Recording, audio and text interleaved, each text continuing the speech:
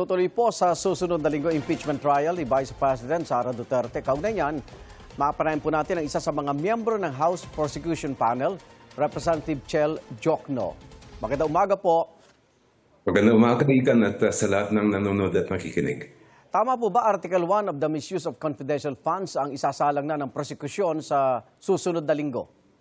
Opo, next Wednesday po ang magsisimula ang confidential funds. Ilang testigo po ang iharap nyo? Dalawa yata sa bangko? Dalawa ang nakasalang dapat for Wednesday, pero depende yun kung matatapos sila ng isang araw. Yung tungkol naman sa pagpapasampina ng impeachment court sa tax at mga bank records ng BICE, pending pa kung bibigyan ng permiso ni Pangulong Bongbong Marcos ang BIR Commissioner. Tama ho ba ito? O paliwanag po? Opo, sa pagkalam ko, lumabas na yung subpoena mula sa impeachment court. Opo. Ngayon, nasa sa kamay ng BIR kung hihiling nila yung pahintulot ng Pangulo. At kung ibibigay yun, wala na kami nakikitang sagabal sa pag-submit nila ng mga documents. So hindi na kailangan ng go signal ng Pangulo? Kailangan pa rin po as far as I understand the law. Opo.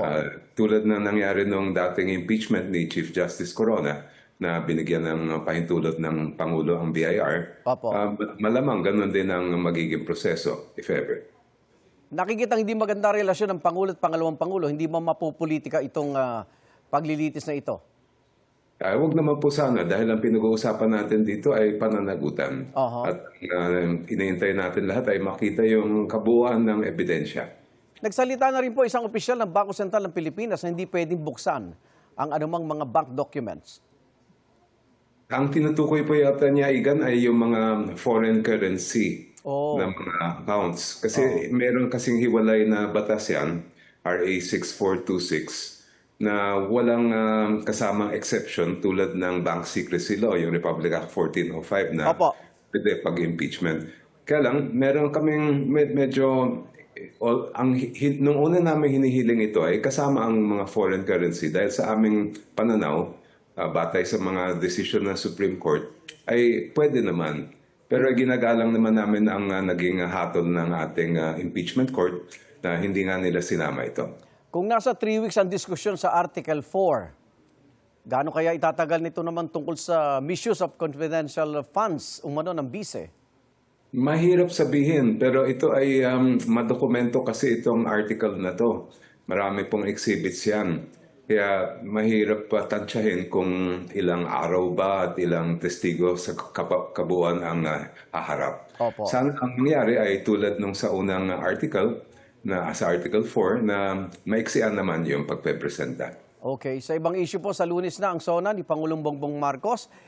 Ano po ang inaasahan niyang mababanggit ng Pangulo? Sa inyo po, ano po expectation ninyo? Well, ang panawagan natin kay Pangulo ay unang-una, dapat tugunan ang problema ng ordinaryong mamamayan, yung problema natin sa sobrang pagtaas ng presyo ng bilihin, yung problema natin sa food security at pati sa ating mga issues sa edukasyon.